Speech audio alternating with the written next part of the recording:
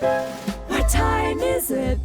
It's time for another Every Other Wednesday. Welcome to Every Other Wednesday. It is Every Other Wednesday. Every Other Wednesday, that's right. And you will notice a dearth of faces in the room today. So Mike and Jeff are off at secret undisclosed activities. I think we were told that the official line was they were doing Mike and Jeff activities. Okay, whatever that is. So Sanjay, you have Sanjay and me today. Me being Richard. Yeah. But folks are coming in, and we'll get started in just a few moments. Sanjay, what great question do you have for our participants in the chat room as we're coming in?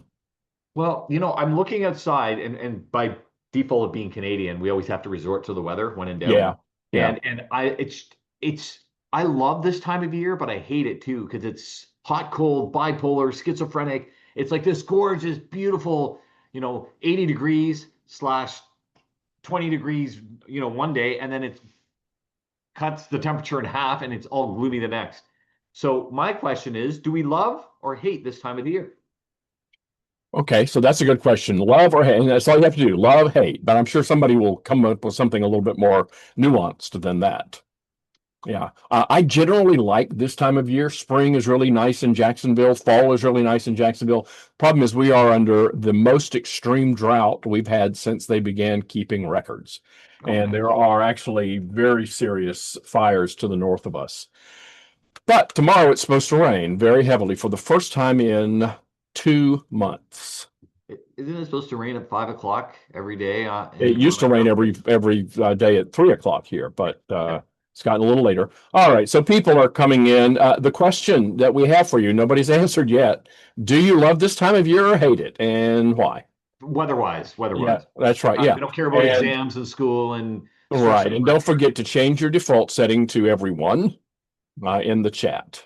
I'm going to go ahead and get things started with. I'm going to say I usually love it.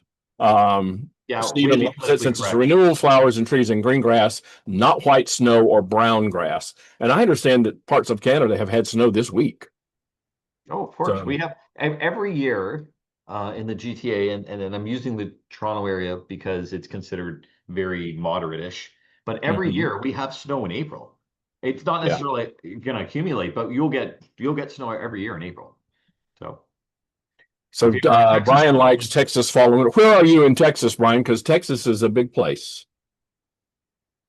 You could be, south, north, east, west, whatever.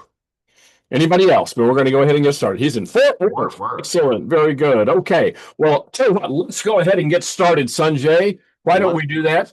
It's you and me today. And today is Wednesday, April 29th, 2026. Did you see what I did there? I'm playing the part of Michael Kerr. I'm not Michael Kerr, but he did send us today not only his regrets for not being able to be here today. He tells us that today is a number. In fact, there's so many things going on today that I was surprised anybody was at work. But today is International Dance. Not only, you're saying so many things, but not like insignificant ones, major ones like International Dance Day. International Dance Day, Walk at Lunch Day, which I did already today. International Noise Awareness Day. That should have been yesterday. My next door neighbors have decided to sandblast the paint from their brick house. I was very aware of noise yesterday. It's International Almanac Appreciation Day, Zipper Day, Denim Day, World Wish Day, and International Guide Dogs Day. So there's a lot going on today, but here we are. And so today we're going to talk. Let's introduce ourselves. Let's do that. Yeah. Let's do that. I forgot about that. I figure everybody here probably knows us, but go ahead, Sanjay. There you go. Yeah, we'll make it quick. My name is Sanjay Nath. I'm a speaker and author based in Oakville, Ontario, just outside of Toronto. And I speak on leadership and performance. And as usual, I'm very grateful for you guys to join us here. We hope to make people think differently, smile a bit, and be relevant. Richard. Very good. Thank you. I'm Richard Haddon. I'm an author and speaker, and I live in Jacksonville, Florida. I wrote Contented Cows Give Better Milk and a few others like that. And yeah, I talk about employee engagement, but mainly recruiting, retention. Yes, that is still a very viable topic, certainly in very many disciplines and professions. So here we are, and now we're getting a little bit of activity on our chat. Elizabeth Papadopoulos, I just love saying that, suffers from allergies, like the way the weather keeps us on our toes and You shoulder you seasons. you might not believe And this, but that name sounds very Greek. well, I know it is. I know it. Yeah. Oh, Yes, I know that. Yes. by the This way, Elizabeth, I don't know if this has been mentioned. I am half Greek. My mom is Greek. There you go. And people you always have ask to me, look it. You do. You have to look it. look at that Yeah. note. That is so Yeah. Greek, Yeah. folks. Yeah. Totally. Anyways, Interestingly, here in Jacksonville, Florida, we have a very substantial Greek population. You wouldn't think that, but we do. And many of my best friends growing up, I learned to pronounce Greek names, which are not difficult to people who are familiar with Greek names. But if it's not something you've learned before, then you have to kind of learn some of the rules. Anyway, so today, Sanjay, I'm reminded of a show that is on in the U.S., and I presume you probably get it in Canada as well, called "Whose Job Is It?" I mean, whose line is it anyway? I just blew that. Whose line is it anyway? You know that show, "Whose Line Is It Anyway?" for sure, it's a British show that was It adapted is to indeed. Americans, and it's a brilliant show for those who've never seen it. That's And I right. particularly love Wayne Brady's ability to make up songs on the spot. It's Yeah, I just can't understand how anybody can do that no. so well, but he does indeed.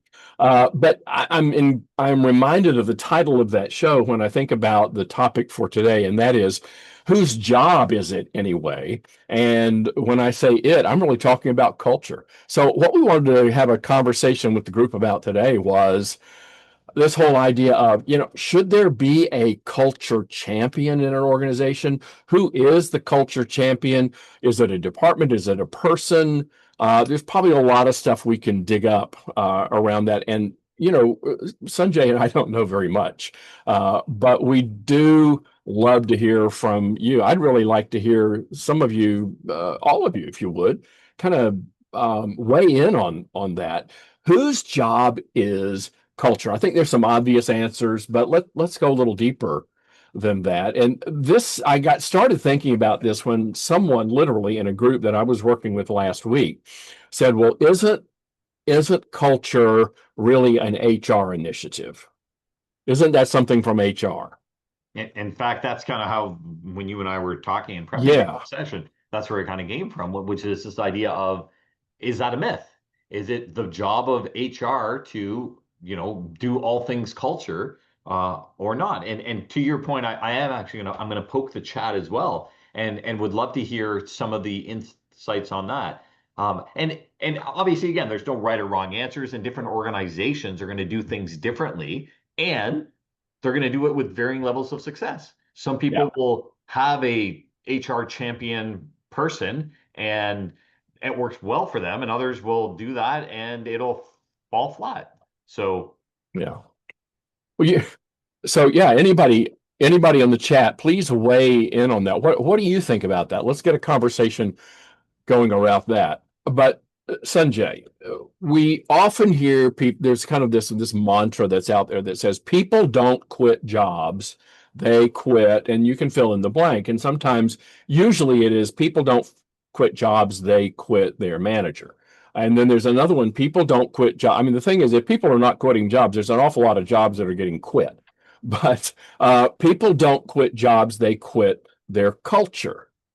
And so, if that's the case, and maybe it is, then I wonder why you never hear anybody say people don't quit jobs; they quit HR. That but if culture is HR's job, then I think that's what people are doing. But in fact, that's probably not. They don't even give any thought to that. yeah. So if HR owns culture, then maybe they are quitting HR. But I don't think that's the best thing. I mean, I love HR. If it weren't for HR, you and I wouldn't have much work probably. But I just don't think that's where culture necessarily needs to reside. I agree. I also don't think I think culture itself should not be owned. It needs to be because it's disseminated throughout the organization. It's not as though it's one person or group's responsibility. I think everyone needs to have buy-in. Now, with that said, the degree of the buy-in and ultimately too, if you don't have someone who's backstopping it or championing it to a certain degree, That's a hard word, I know, for you, Sanjay. Championing it. Right? It's like more than 3 syllables, I'm out. If you don't have someone, then it's so easy to pass the buck. In fact, it's one of the things when I'm speaking and if I'm sending out some sort of a marketing material. In fact, I was just at an event yesterday. I spoke at the event, and 2 people from the same organization came to me, and they both handed me their card and said, "We're interested in hiring you to do blah, blah, blah." And I sent them a follow-up email. And one of the things I will never do, and I've learned this the hard way, is copy them both on the same email. Because what happens is, now they may eventually merge them together, but the initial contact, if I put, Bob and Sally on the same email, then Bob thinks Sally's going to respond, Sally thinks Bob's going to respond, and no one responds. That's a really good example, yeah. Right? So what I'm going to do is I'm going to send an email to Bob. I'm probably going to copy, cut and paste it and send it to Sally as well. And then they might say, "Oh, let's loop in Bob or let's loop in Sally." But that's one of the biggest problems when if people don't have the buy-in or the responsibility, they tend to, they'll deal with it. Oh, that department will deal with it. And if you look at what we're hearing in the chat, people are saying it's got to be more than one person, one group. We need that buy-in, and I think we need to make sure we're setting people up and we have a structure that supports that. So that otherwise, again, people will kind of be like, "Yeah, they'll deal with it. I'm not gonna." Another example that comes to mind is the toilet paper roll at home. Everyone thinks someone else will do it, and it just sits there and it doesn't get changed. We can say so much about that, Sanjay. That's another episode. Yeah, no, but let's look at what some of our audience has said. So Brian is saying HR frames and communicates and promotes culture, but the organization at large defines it, in my experience. Stephen always has lots of good stuff too. Culture is everyone's responsibility, but it's primarily driven by leadership and maintained by every employee. I would interject, or not. While senior leaders define the mission and values, and managers, especially frontline supervisors, influence daily behaviors, true culture is built through the collective actions of all employees supported by an HR initiative. A similar point of view from Shannon, I feel that HR is a starting point. It's an employee's first point of contact, but it takes more leadership than that. And Rob, who does represent the HR profession, so I hope I didn't insult you, my friend, when because I just don't think it's all HR's job. In this context, my view is culture is the product of collective actions. Key people have influence and champion set actions, but they're not the domain of one individual per se. And we've defined culture many times on this organization as the unwritten rules or the way people act when no one's around. And so if we kind of go with that being, in the ballpark of what we're trying to say, then culture has to be defined by more than one group, and you do need that buy-in. Again, though, and we're hearing themes of this, that there are certain larger strategic directions and initiatives that we want to take that are often the function of leadership, because it's their vision of where this organization is going and how we're going to treat people and how we're going to treat customers and how we're going to treat employees and how we're going to treat each other and all that sort of thing. So I think that there needs to be a concentrated group who are laying out the blueprint, but when it comes to refining and getting into the nuances and the nitty-gritty, we need more people to come in and be involved and have their voices heard. Yeah. So where do you think? Well, no, let's go back to this idea of what culture is. I mean, we could probably try to define culture for 45 minutes every other Wednesday for several years, and we would never get it completely nailed down. But you said something, how people behave when nobody's looking, how things really work around here. Sometimes it's defined by a set of unspoken assumptions that are there. But another way of looking at it is that, culture is not what you say it is.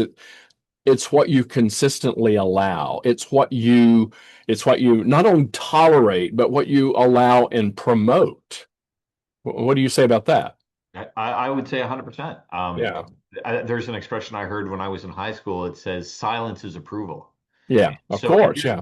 and if you're sitting around and at the lunch room and everyone keeps picking on this one guy or one girl, um, and just because you didn't pick on them doesn't mean that you're innocent. I mean, if you're laughing and if you're even if you're sitting there silently, you're Yeah. condoning that behavior. And Now, so let me ask you this. If bad behavior is condoned, if it is condoned by a frontline person, is that different than if it is condoned by someone who is seen to be ostensibly in senior leadership? I think it's a very different issue, Yeah. absolutely. And I think it's a more, I think they're both infractions. And if you're, giving demerit points on driving, you both get demerit points. You just get more the higher up in leadership you are. Okay. Oh, that's a good way to look at it. Yeah. Yeah. It's We're kind of more the onus is on you if you're in senior leadership to help define that leadership. And when you start that culture, and when you see the culture going off in a direction that is not productive, that's where I think it really, again, it goes well beyond HR to do that. But so why is there? Where did we get this notion that HR owns leadership, owns culture? Where did well, I that mean, come from? I would say it's by default. Are you going to give it to marketing?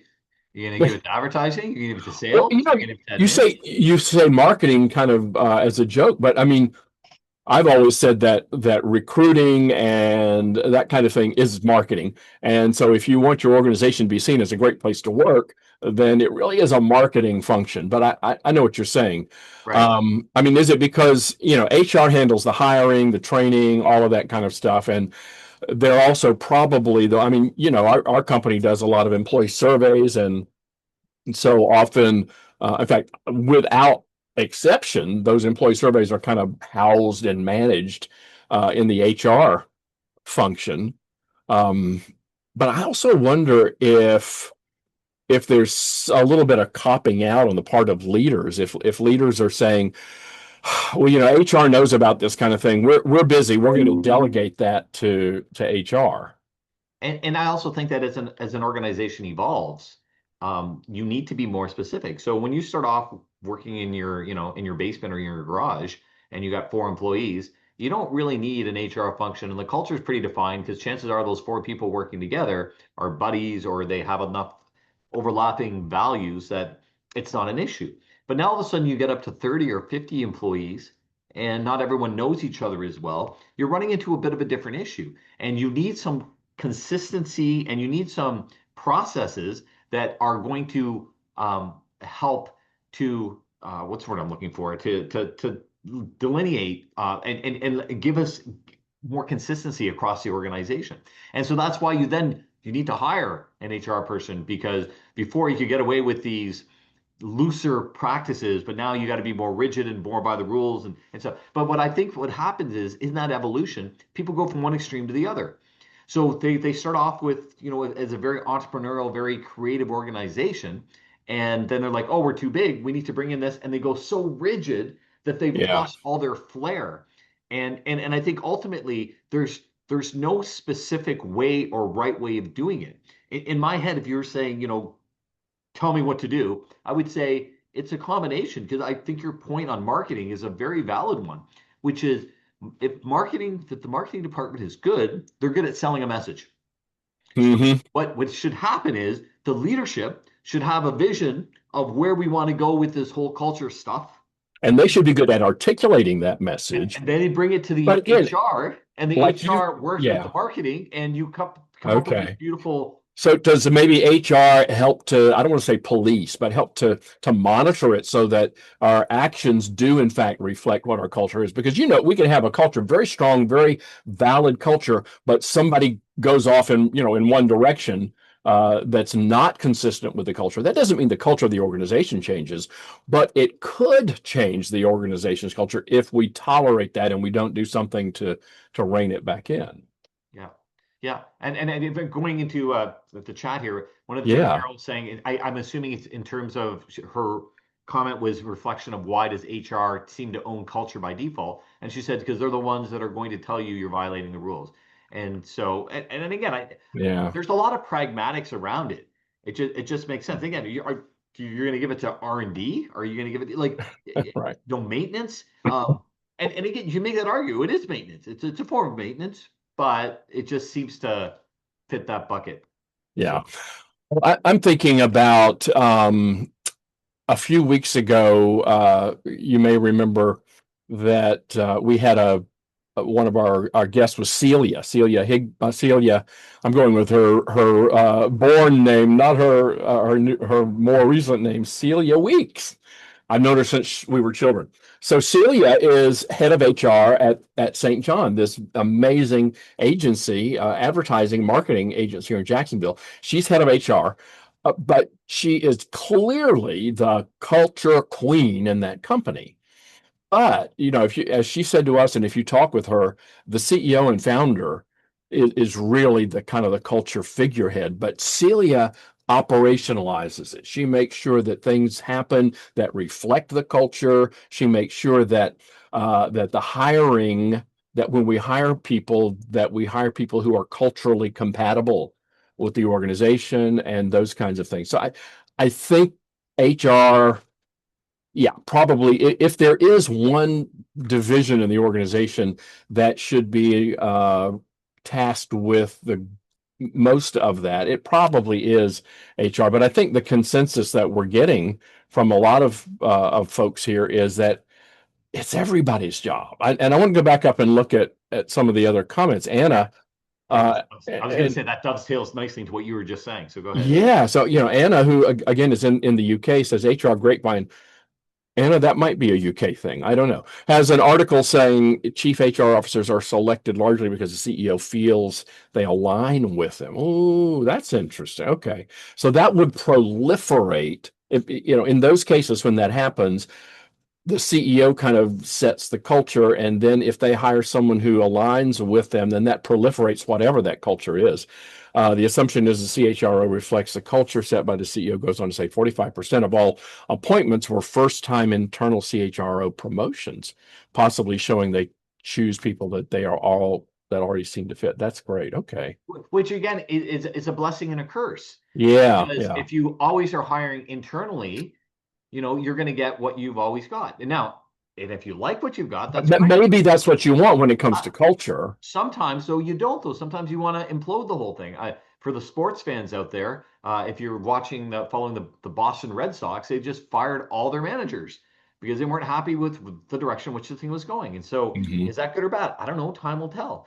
Yeah. But I think when it comes to culture, it's got to be a conscious effort, and you need to look at what it is you're doing at a conscious level.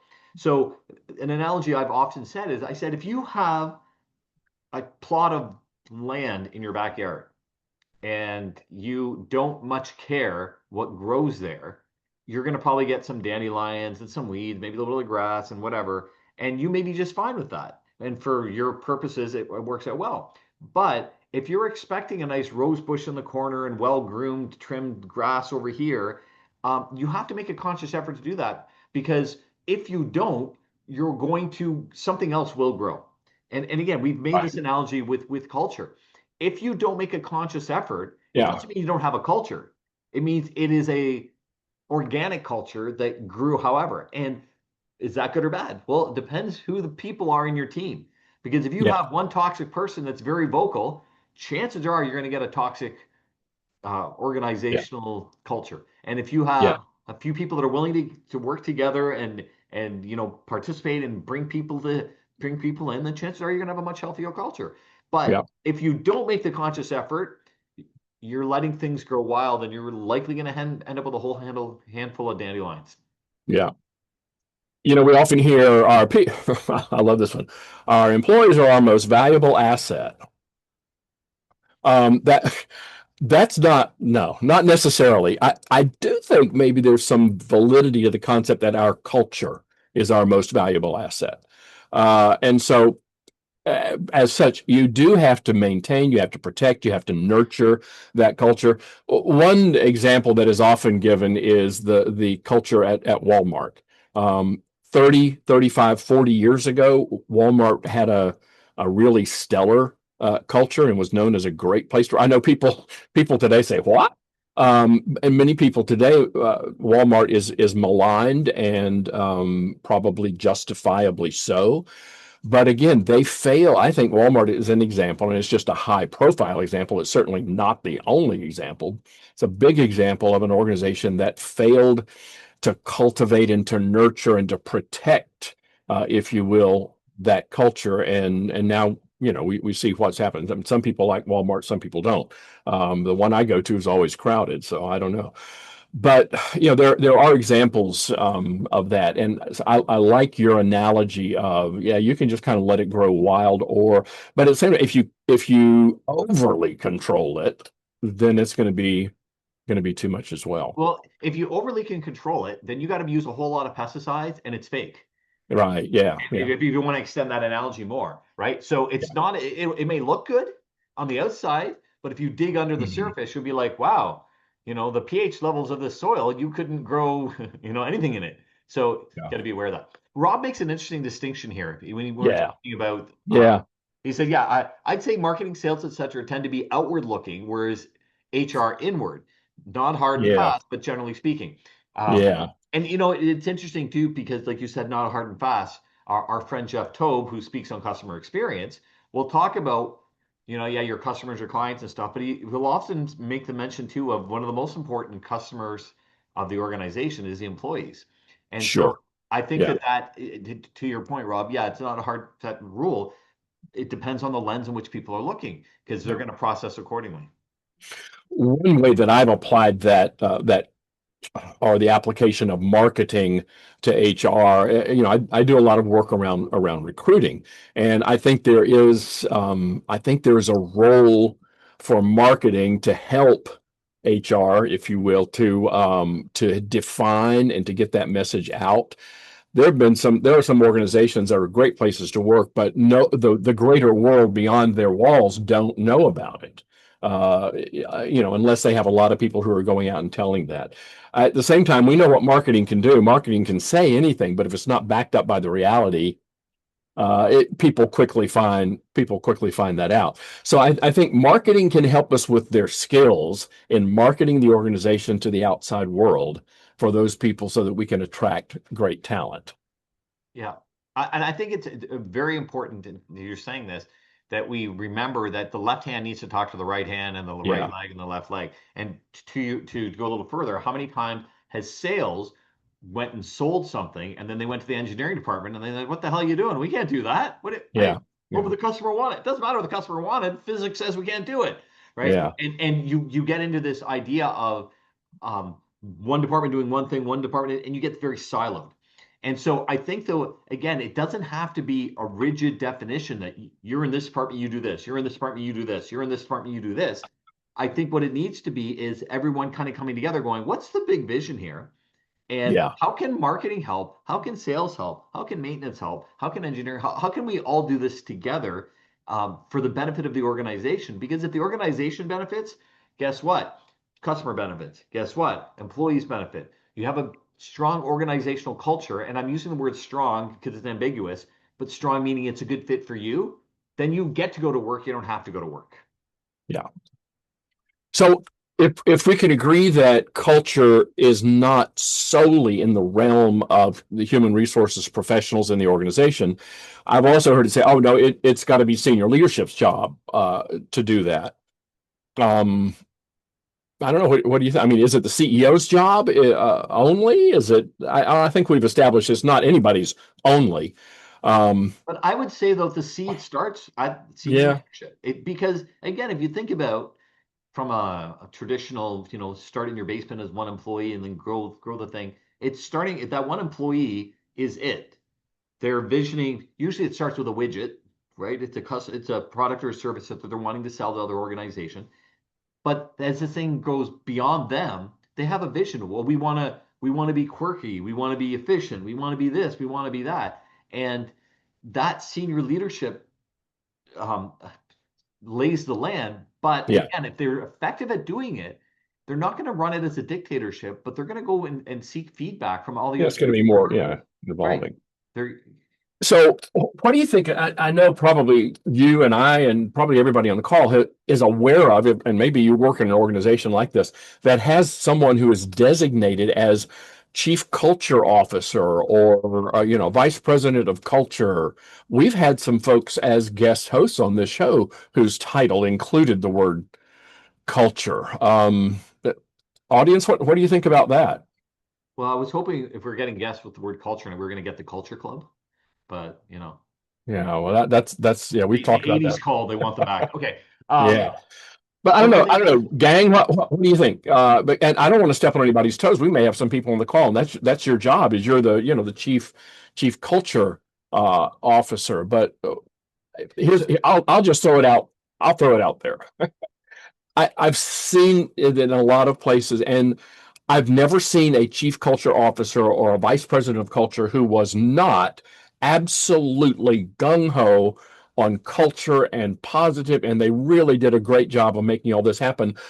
But I just wonder if we have to delegate it to that person, how easy it might be for others to just say, all right, well, I'm just going to let you handle it and not be as involved as they could be. I don't know. I have two. I'm of two minds on that because I think it's a great idea and I think it is well intentioned. I'm just not sure if it always is the best way.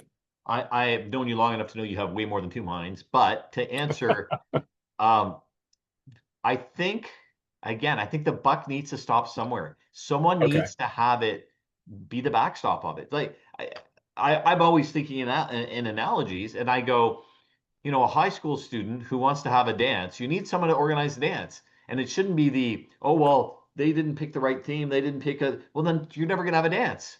So I think there are some people, that's fair. some people who need to kind of step up and have that responsibility. Yeah. But it's not 100% the responsibility. And what does that mean? Can't we be. need other people to participate. We need other people to give feedback. Yeah, if I'm the champion, I should be soliciting feedback. I should be, and maybe it's surveys, but it's it's go and sit in a department and go, what's working, what's not? How do we make this better? How do we take it to the next level? So again, whether you have the name culture in your title or not, I don't really give a flying rat. Like it doesn't make a difference. However, for some people it's important. For some organizations, it's important to go for it if it works for you. But to a thing we've mentioned before, so often people do it to check the box. Oh no, we got the culture officer. Now, all right. Yeah. And I think when that happens, then it opens the door for some cynicism. Again, recognizing we have some wonderful HR professionals listening to us at the moment, but there does. You do open yourself up to that cynicism of, oh boy, here comes another HR initiative. We've been here, done that kind of thing. But if it's everybody, then if it is successful, everyone can take credit. If it's not successful, then everyone can dig in and try to improve it. I like to think about some examples and of maybe one where the CEO is truly kind of very highly visible with that. There's a company called Barry-Wehmiller. Raise your hand out there if you're familiar with Barry-Wehmiller. It's a manufacturing company there in Clayton, Missouri, and they manufacture packaging and corrugation and stuff with assembly lines and all that. Pretty big company, but their CEO is Bob Chapman, and he's written a book. If your CEO has written a book about people, then his book is called Truly Human Leadership. He's probably pretty big on it. So that's one example of a company, and apparently their culture is really very positive, and he kind of holds it all together with that. Now, then the question becomes, what happens when he is no longer the CEO? And it's a very old company. The company's been around for 150 years. So what happens when he's not the CEO anymore? He didn't used to be, and now he is, and someday he will not be. Right. So that's where succession planning comes in, right? Yeah, exactly. And so many people think about succession planning in terms of the strictly business, skills and that kind of thing. But so what is so important is the leadership. I mean, a classic example is Southwest Airlines. I know everybody's tired of hearing about Southwest Airlines, but gosh, it just continues to be full of great, examples. And that was Herb Kelleher, who was, formerly the CEO years and years ago. I mean, he's been gone for a long, long time, and yet much of the culture, there's been some erosion, I would say, some people would think, but much of the culture is still there. But he was, again, just this huge, iconic figure that helped to define their culture. He was not the founder, just like at Barry Waymiller, Bob Chapman was not the founder. So sometimes it is the founder's job. Sometimes somebody else can slide in and be kind of the big culture person. Well, again, Stephen's referring to Sam Walton when he left. I thought about that too. Yeah, there's your transition. Yeah. So, but the other thing too to remember is, by the way, you're saying people roll their eyes and go, "Oh, here's another HR initiative." Yeah. I think that if your organization is doing that, then HR is doing it wrong. Right. Yeah. Obviously, there's been a history of things not necessarily not working out or half-assing it or whatever. Because when someone throws a great party, and then a week later they throw another good party, people don't go, "Oh no, here's another party."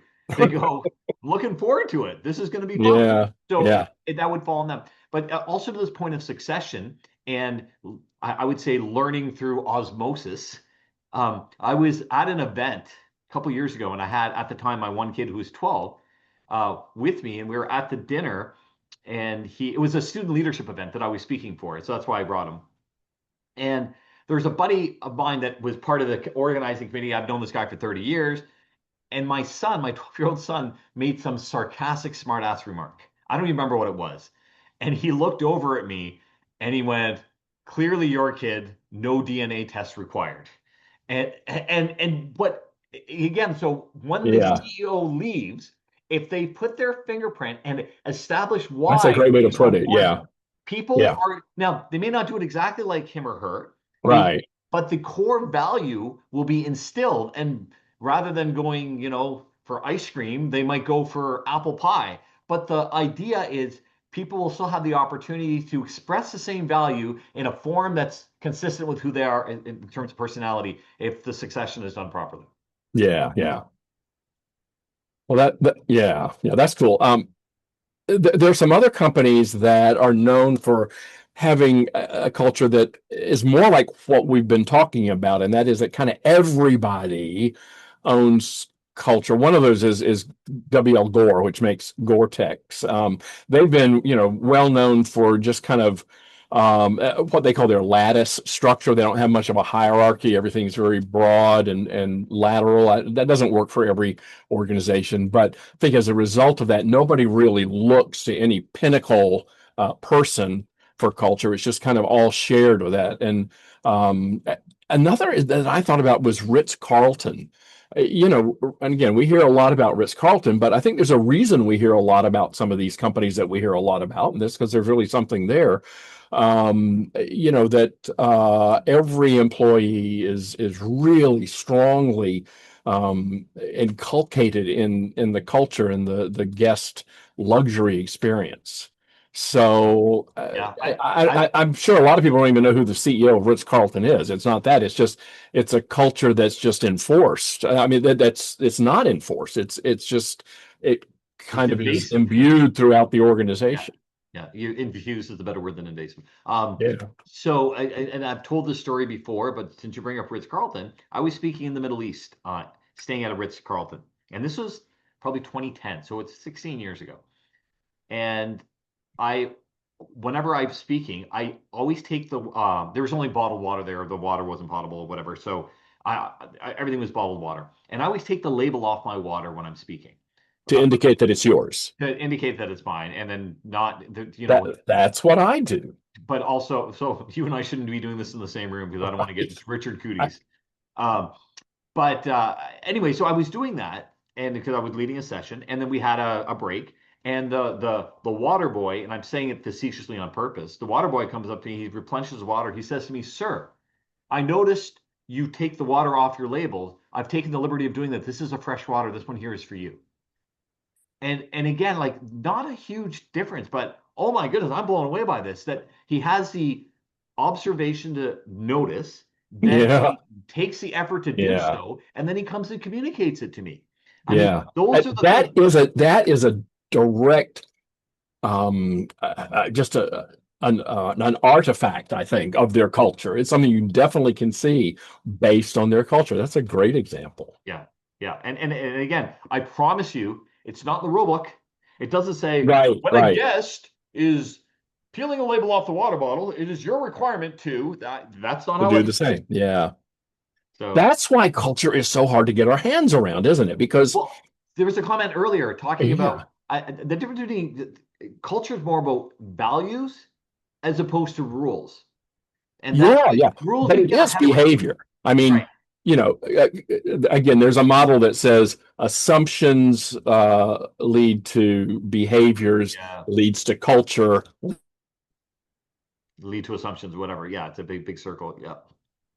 Did Uh-oh. my You're going in and out. We can't hear you. You're muted. Talk. Uh-oh. We cannot hear you, Mr. Richard. Oh, you'll fix that, will you?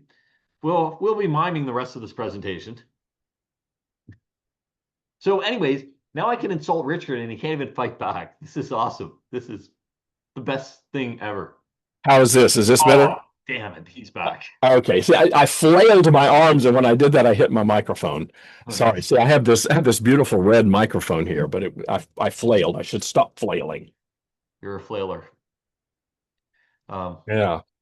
I love the conversation that goes on in that sidebar, not just with us, but among our guests. That's great. I was thinking, now that you're independently wealthy, Richard, you should actually fly all our EOW guests to a live forum someday. We can. When did the independently wealthy thing happen? I missed that. You can fly us all to Australia or something. Or okay, all right. Listen, if we're going anywhere, we're going to Scotland. Okay. Right, Anna, Rob, you with me on that? Anna's going to cry. No, they Anna's want. Yeah. So nothing more exotic. Nothing more exotic. Okay. Anyway, so what are we saying here? We have 3 or 4 minutes. Shelley wants to go to Scotland as well. What are we saying here? Culture is not, so whose job is it anyway? It's not just HR's. It's easy to think of HR as doing that. And there's nothing wrong with HR saying, all right, somebody needs to, kind of be the guardian of this. We'll let you store your treasures in our vault, but everybody needs to be involved in it, from the CEO down to everyone in the organization. And I think our group here has done a great job of giving some examples of what culture looks like, what it is, what the constituents of culture. And so, maybe culture is kind of everybody's job. I don't say maybe. I would say it is everybody's job. And the degree to which you partake in that, whether you're trailblazing and strategic or being more, pragmatic, I think that everyone, more pragmatic and tactical, everyone has a place to play. And depending on your interest and your stature within the organization, you can take on a more powerful leadership role. With that said, yes, we should start wrapping this puppy up. By the way, Stephen, that is very cool. Number one, very cool that you found your bio brother, and even cooler that you found out you're Scottish on your dad's side. I'm Scottish on my wife's side. So I've heard it said before that if it's not Scottish, it's crap. So I'm not sure if that's okay. And Rob wants to share about the story of the NASA janitor whose job it is to put man on the moon. Isn't that the truth? Yeah. Absolutely, yeah. Good stuff. So when do we convene again? May 13th. Lucky May the 13th. So we had 29 to 15. We get 44, right? But then we take 30 off of that because for the 30 days. I shouldn't try to do math when I'm in Sanjay's presence. It's 2 weeks, 14 days plus now would be one less because it turns over tomorrow. Okay, very good. And divide by 6. So it's yeah. So it's going to be May the 13th, and we're going to have another episode of Every Other Wednesday. We may or may not have a guest host, who knows? But anyway, gosh, folks, we say this every week, but we mean it every week, and that is thank you so much for being here because it gives us a reason to be here, and we love it when you're here. See if you can bring some other folks along with you next time. Thank you for taking the time, folks, and we will see you. We will see you every other Wednesday. See ya. Bye.